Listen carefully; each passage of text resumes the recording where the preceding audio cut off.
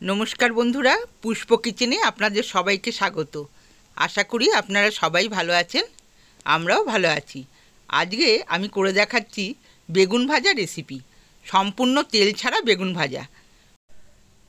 অনেকেই বেগুন ভাজাটা খুব পছন্দ করেন, অথচ তেলের জন্য বেগুন ভাজাটা আপনারা খেতে চান না। তাই তেল ছাড়া বেগুন ভাজাটা আপনারা এইভাবে করে অনায়াসেই খেতে পারবেন। দুটো একই সাইজের বেগুন আমি নিয়ে নিয়েছি এবং গোল গোল করে পিস করে নিচ্ছি।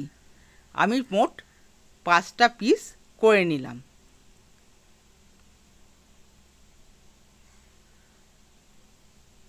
দুটো বেগুনকেই আমি গোল গোল করে কেটে নিলাম। দেখুন, মোট আমার 5খানা পিস হয়েছে। এবার এগুলোকে আমি জলে ভালো করে ধুয়ে একটা সাদা কাপড়ে ওপর রেখে দিচ্ছি। এবার কাপড়টা দিয়ে চেপে চেপে জলটাকে শুকনো করে নেব। বেগুনের গায়ে যাতে জলটা না লেগে থাকে সেইভাবে আমি পুরো বেগুনগুলোকে মুছে নেব।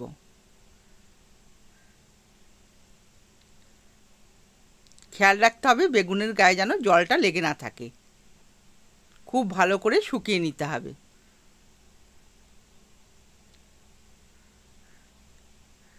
আর কাপড় দিয়ে মুছে নিলে জলটা খুব তাড়াতাড়ি টেনে নেয়।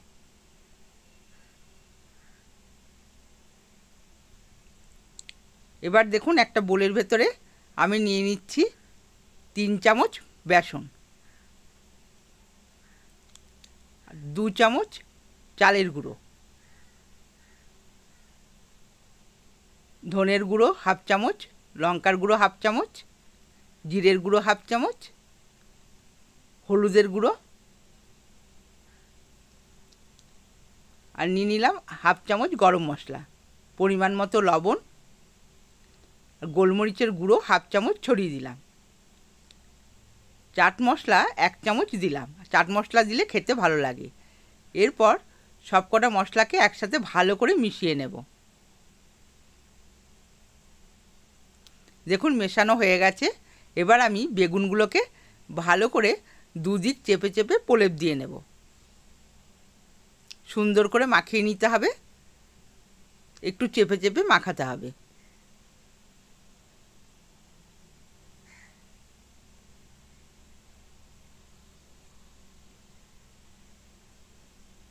সবকটা বেগুনকেই এইভাবে আমি মাখিয়ে রেখে দেব।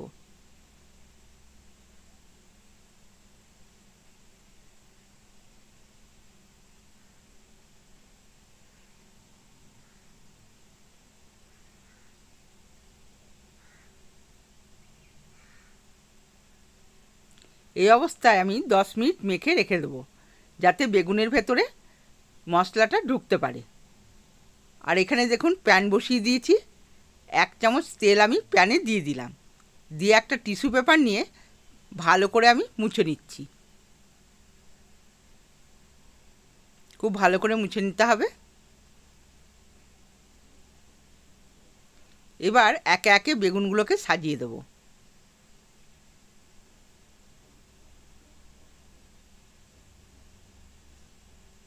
পাঁচটা বেগুনি আমার সাজানো হয়ে গেছে। এরপর আমি ঢাকা দিয়ে দেব, আর গ্যাসের ফ্লেমটা মিডিয়ামে রাখব। একদিকে ভাজা হয়ে গেছে, দেখুন। বেগুনগুলোকে উল্টে দেব।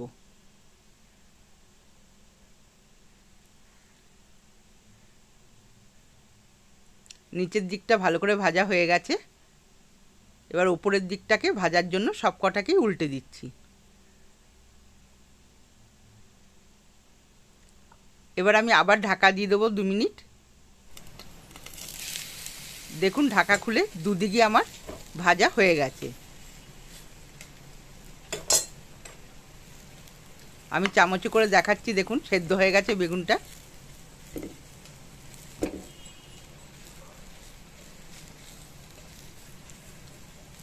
সাইডগুলো দেখুন ভালো করেই সেদ্ধ হয়ে গেছে।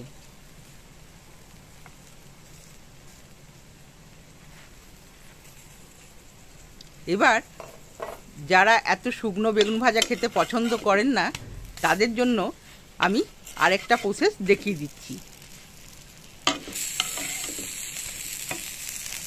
অনেকেই চান যে অল্প তেল দিয়ে বেগুনটা ভাজা হলে ভালো হয়।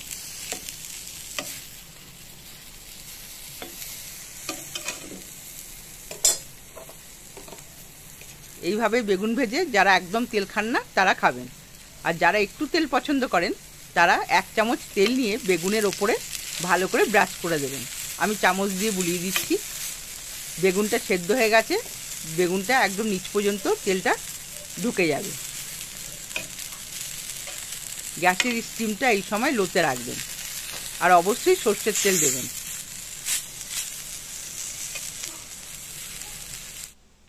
এবার আমি দেখুন উল্টে দিচ্ছি, নিচের দিকটাও তেলটা আমার চলে এসছে।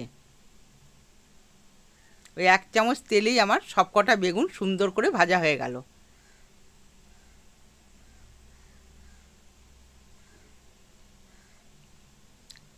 দুরকমই বন্ধুরা দেখিয়ে দিলাম।